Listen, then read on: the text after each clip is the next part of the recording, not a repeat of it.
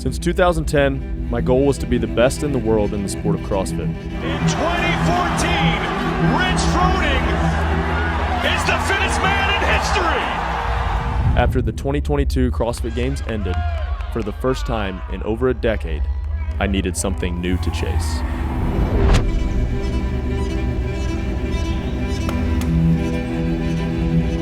I wanted to finish the Leadville 100-mile mountain bike race in under 9 hours on my first attempt.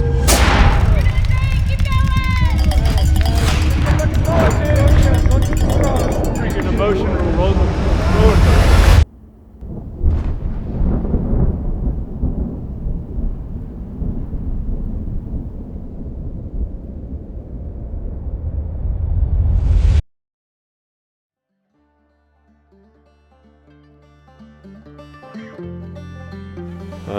I'm trying to go 3 days a week riding.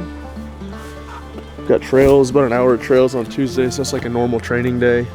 Thursday, everybody kind of does their own thing, so try to get some miles, a little bit of climbing, and then Sunday is going to try to start doing like a stretch it out 3 or 4 hour day. Try not to die.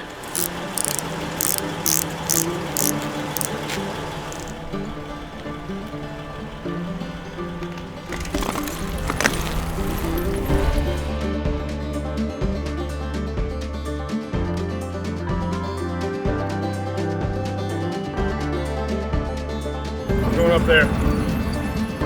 When at first I heard he was going to do Leadville, and I immediately knew he could do it. If I could do it and not be as fit as him, he could do it. You know, with a little training and stuff, he could finish 12 hours, you know.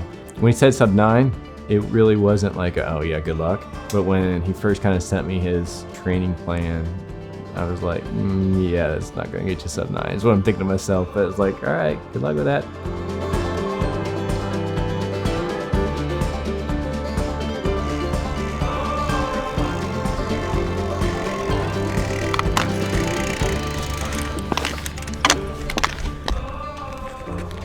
Success? Yeah. Tried to hit the trail at the end. It's in woeful need of maintenance. So what I've read and what I've seen, there's a couple guys here that have done it. I need to talk to them a little bit more and get some insight, but from what I've read, there's not a ton of technical. I feel like I have the technical skills of it. Now it's just getting the overall fitness. They say a lot of people that do well or do a lot of road training do well on Leadville, or so. Just trying to get miles, and it's hard to get miles and a ton of seat time on trails around here, other than just going in circles in the same spot over and over. So I gained 2,600 feet of elevation over that 24 miles. Leadville's 12,000 feet, or 10,000 feet, I think. No, 12,000 feet. Just trying to get time in the seat, honestly, and really just to learn what my body does nutritionally. Like I did that 3 hour and about died.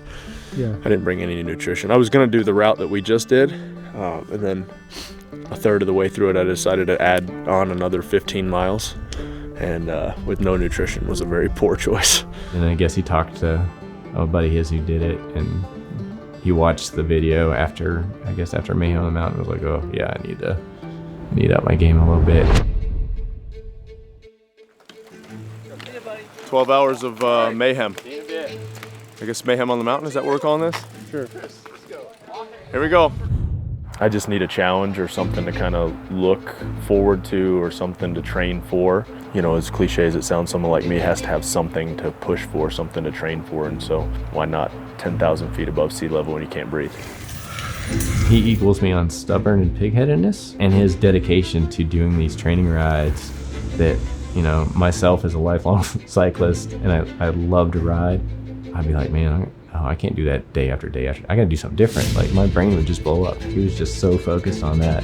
That's probably the most impressive thing is that thick or thin, he was, well, I gotta do this, I'm gonna get it done. And he did it, you know, so that's kind of admirable, I think.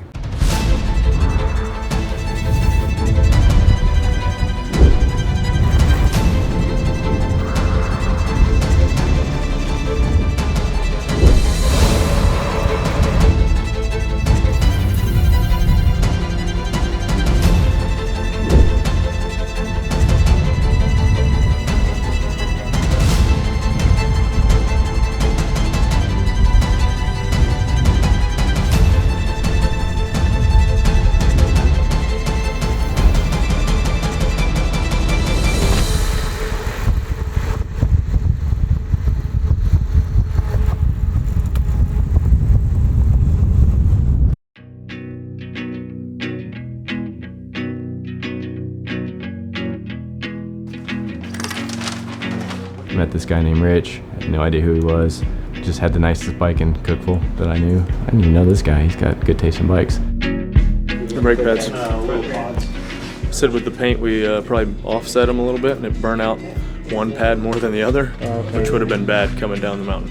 That ridge there, so when they come together, it hits and the brake pads don't touch the rotor. So he'd been coming down power line with nothing and did a full bleed. Last thing you want is to be up at the top of combine, sitting there with air bubbles and no brakes. I've seen that end a lot of people's. So 2 new ones in there plus a spare. Plus a spare. Right. Cool, and we'll pack it in.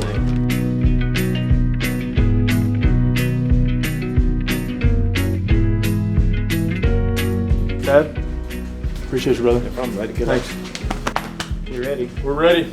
I'll keep you posted. 90% mental when you're there. Yeah.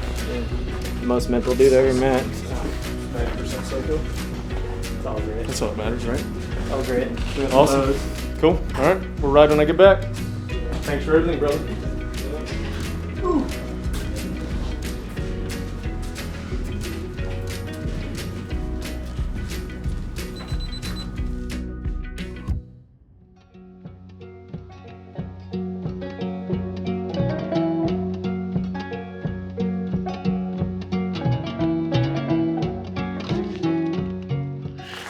A panic button, all right? What's the thought behind the bottles? You won't have I to. won't have to refill. They'll be pre-filled, and wherever I'm at, I'll just grab them and go. And then fanny packs, I can just rotate out fanny packs too. But that might all go to hell in a handbasket.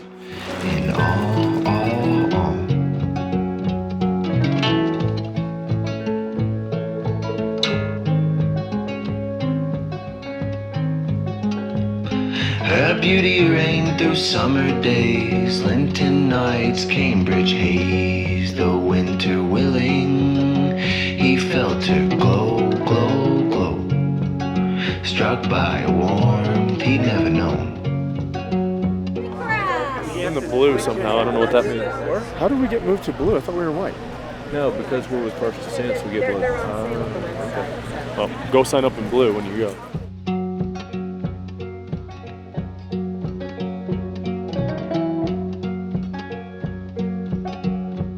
Well, a little flush, you know, like we were going to do yesterday before Curtis just pummeled us. Yesterday on the FAFO scale, it was about an 8.5, 9. This is a new part that we didn't ride yesterday. So you'll have ridden like what, half of it or so? Probably, yeah. Maybe not half of it, but a good chunk of it, which will be good. Some eyes on it. We saw some of the road that we're going to be riding, so just mentally prepare for that.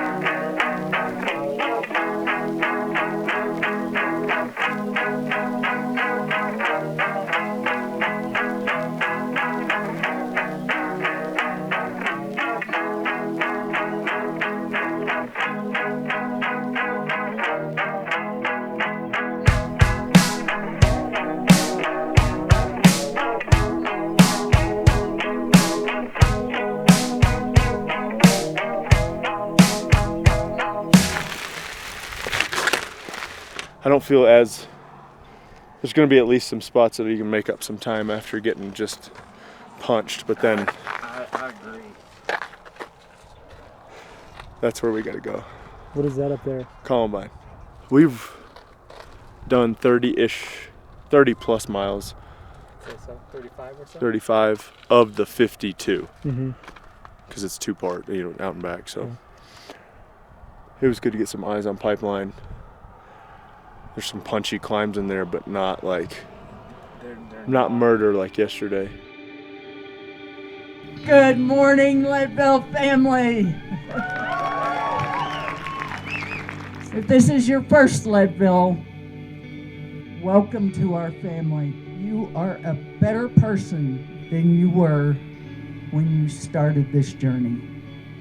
You're stronger, you're faster, you're more determined. When you hit the top of 6th Street and see that huge crowd and that red carpet, and you fly down that hill and then up a little tiny hill to the finish, it is going to change your life. You will know inside you that there is nothing you can't do, nothing you can't accomplish. I want you to think of 3 things. Number 1, where you came from. Number 2, where you are. And number 3, where you want to be. You didn't get here by yourself. Your family and your friends said, yeah, that's a good thing to do. We want to support you. We want to help you with your dream. We don't sell races. We sell dreams. The only catch, it's a dream with a cutoff. Remember when you're out there and when you're at that start line, remember where you came from. That's a part of you, and don't forget it. That's a debt you've got to pay, and the only way you can pay it is crossing that red carpet, crossing that finish line. You're just a few hours from that starting line. You're going to be facing the truth. From that point on, it's all up to you. Remember, when it gets real tough, you remember Leadville. The fact that you're riding tomorrow, like setting in yet? I think it's set in for the last 4 days, Scott. Ever since we started that climb up St. Kevin's. Just assessing all the nonsense that I bought via different text message groups and people telling me what I need and don't need and should try, and so you're prepared. over and under at the same time. 44 grams of carbs. We're thinking it's going to take about 2 hours to get to the first one. So if I go 100 grams of carbs, 180 right there. A little caffeine gel too. This is what I start with. That's 2 hours. So then it's about an hour to Twin Lakes. Then you take in another 100 grams of carbs. Go 50 grams of carbs. Prevent palate fatigue.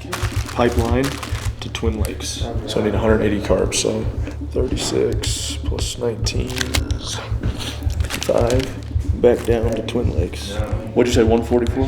195. I'll get all my bottles pre-filled tonight. Down here, I'll take this one when we come up, go up to Combine. Yep. And then I'll grab this one. I'll go back here, and then I might give these. These are both Twin I might Lakes. give these to, I think they're gonna go to Pipeline. You have the capacity to pass them? Yeah, it's be fun. I've enjoyed the process leading up to this. We'll see what happens with the actual race tomorrow.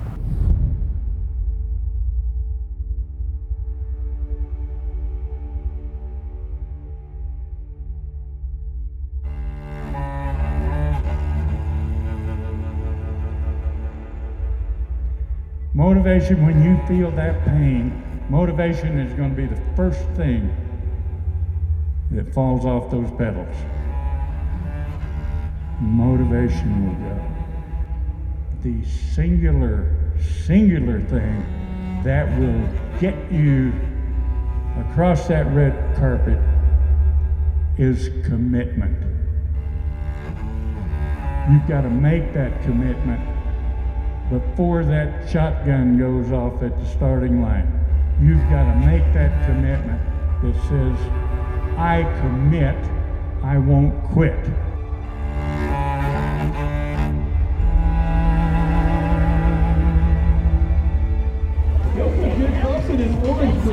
Look at that. Love it. Let's go.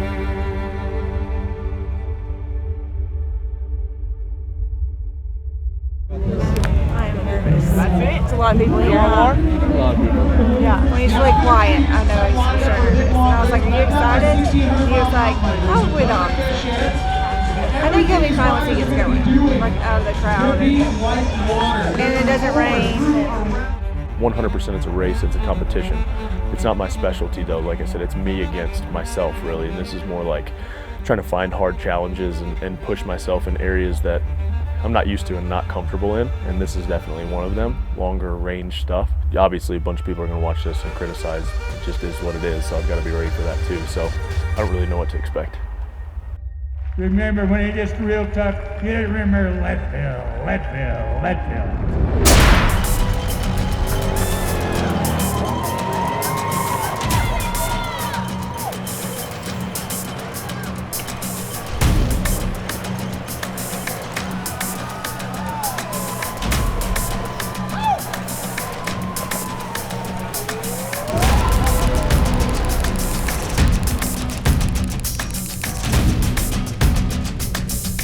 Knowing the race starts downhill, people are going to start fast. You're in a large group. Nerves were on edge, to say the least. You try not to go out too hot, but the excitement of the race gets to you a little bit in the beginning. Look for anybody? Yep. We finished the first climb, and at that point, I knew I was going to be okay because it was not nearly as hard as what I'd built it up to be in my head.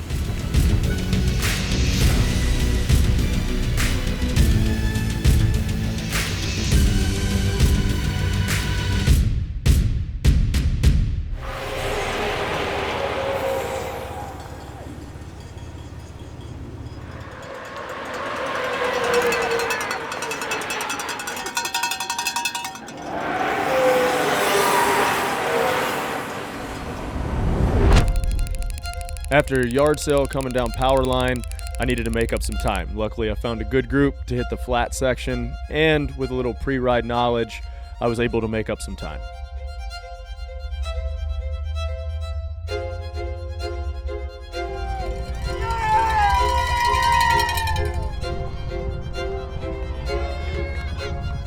Coming through to Pipeline Aid Station, mentally I was in a good spot, knowing that the next 15 miles are relatively flat with a little bit of punchy climbs. It's a place where you can make up some of your carb debt. You can eat a little bit, drink a little bit before you start the big climb.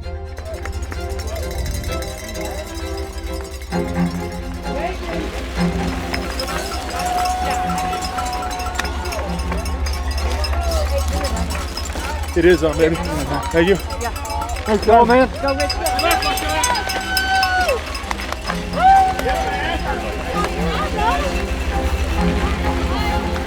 Come on, Rich, let's go, baby!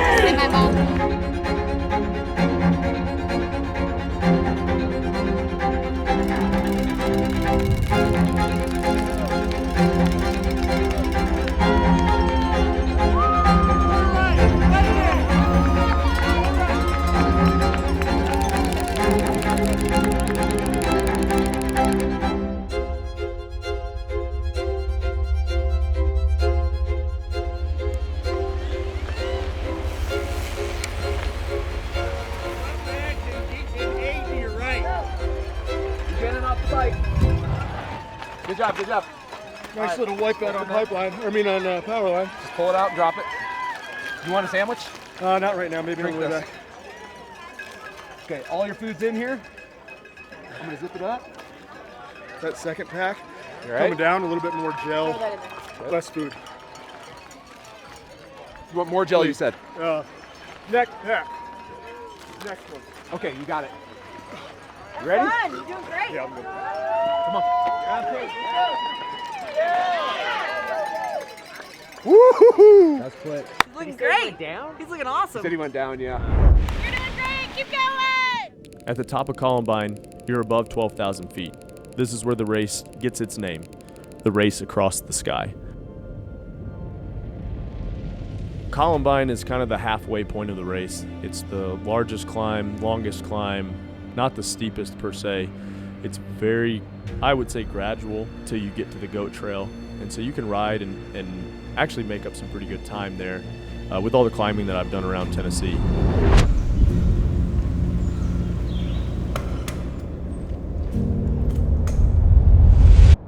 When you get to the goat trail, there's some decisions to be made.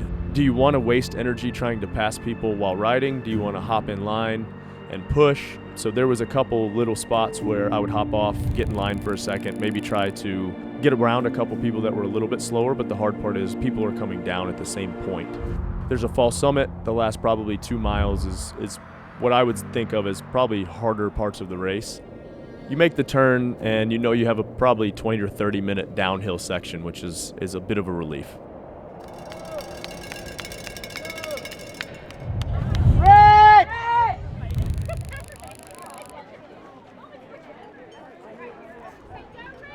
There you go. Yee! Start with that. Turn your pack around if you would. Sandwich. How you do? Ibuprofen. How you feeling? Columbine sucks, dude. Dude, you gotta eat more, okay? I'm trying. Well, I had a banana up top. Some shoes. All right, guys. Garbage. Anything you want to throw at me? Got it. I'm just gonna dump these in here, and you're just gonna reach your hand in and get them. Okay. Okay? And then you're gonna do that with these as well. Okay. Got some Swedish fish. Yeah. So you got gummies in the bottom of this. This in the back. Actually, this is another one. Right on pace, Red. Make sure you eat, okay? This is what's gonna get you to the finish under that sub-9. Just eat. Thank you. Yep. Crushing it. This will go in. Doing great. There you go. Get the demons out. Appreciate it, boys. And Yeah. girls. Yeah! That's hilarious. He ate a lot of food in a really short period of time. That was amazing. What did he say? He hadn't been eating? Yeah.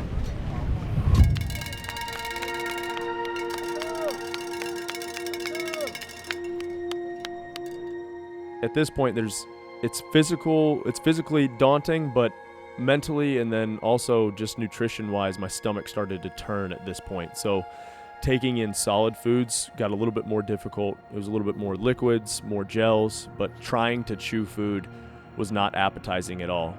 An endurance event is also an eating competition, so that's in the back of your mind. You're trying not to fall behind on the calories that you need.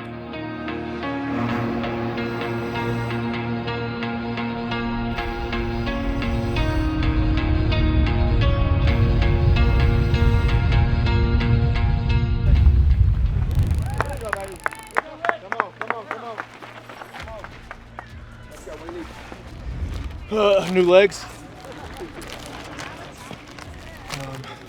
No, you're at the front of Carb up front. Garbage in his pocket.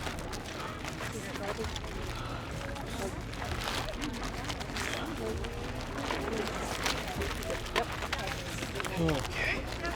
Here we go. Do you want any of this? Yeah, please. Come on, bro. Give me that one. This one, I can't chew anything. Anything back here, you good? Oh, what? You're good? Yeah, I'm good. Good as I can be. Good. I got one. Thank you. Thank you, guys. You're open back there.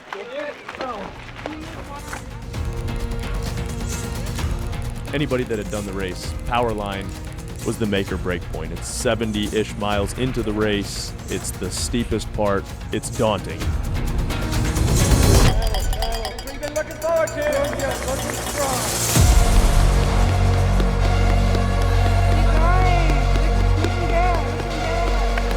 Let's go.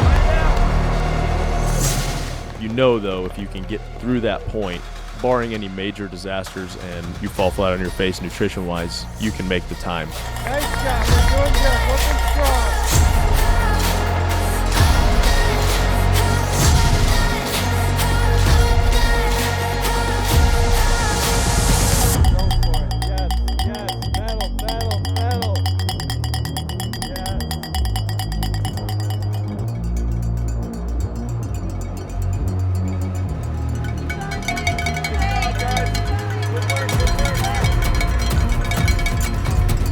No, when that pain gets so bad and you reach down into that inexhaustible well of grit, guts, and determination, and you get on those pedals, and then you keep digging deep. You dig deep into that well of inexhaustible grit, guts, and determination, and pretty soon, that last aid station is behind you, and in front of you is that red carpet. Remember, it's all about the buckle. There's this little piece in the back of your head that, man, I've done it, you know, I'm gonna make it on my time. And at one point I was behind a guy and we knew we were gonna get sub 9, but we were both kind of talking back and forth that our Garmin's were at 104 and we couldn't see the finish line. But then you come off the road or off this kind of dirt road, you turn onto the main road, you go up the hill, and then you see that red carpet. And man, it's an incredible feeling. To get that gold and silver buckle, they've got to dig deep. That's Leadville. Keep saying that to yourself and keep pressing those pedals, and you're going to cross that red carpet, cross that fence, because there's power in that word, Leadville. It was an awesome sense of accomplishment. And then, you know, to have Curtis sitting there waiting for me at the finish line was pretty cool. How about Rich Friday also making his way home?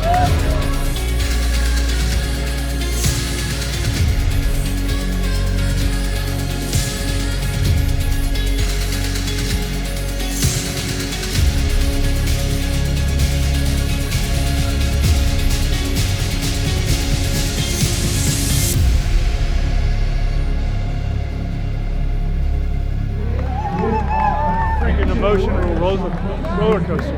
Where do we get the belt buckle? Ah, yes. Woo.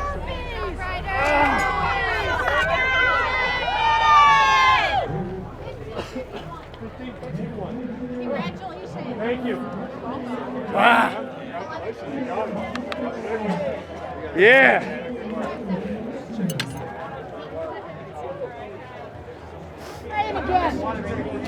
That was hard. That's cool. You talk about an emotional roller coaster. Just, dude. I was 8:33, I think. So, yeah. I kept looking down. Dude, it's impossible to do without people. That's like having a good crew, having you guys all there, that helps a ton. Ah! You got the big buckle. Yeah! Thank you guys. Oh, man. Thank you. So good! Oh, it's so awesome. Thank you guys. I'm proud of you. I appreciate it, guys. That was a lot. Freaking awesome. Well, I'm not surprised. I'm never surprised. So good. Ah, dude. That's freaking awesome. Big buckle. Thank you guys. You did it. Thank you guys. I couldn't have done it without all you guys. Everybody. Proud of you. That's fucking awesome. Man. Yeah, you could have done it without training. That's Well, training, but still, like, you don't realize how much you guys being there to get stuff, hand me stuff, and then tell me to just go. Like, and then Matt's like, eat. Yeah. And I'm like, I'm trying. The closest thing to doing sub-9 here is like training to run a sub-3 hour marathon if you're not a marathoner, except here it's 3 times longer, got more mechanical stuff, there's exposure. So it's really hard to conceptualize, but it's probably the closest if you're gonna off the couch be like, I'm gonna run a sub-3 hour marathon. Extremely hard, yeah. I think I raced for 20 years. I didn't go sub-9 when I did this in 2018, so hats off. It's a big accomplishment for sure. A lot of people want to go sub-9, a lot of people don't. So huge effort to do it on the first try, let alone at 190 pounds, wherever the heck Rich weighs. Where's that rank for like hard things? Huh? Where's that rank Up for? there.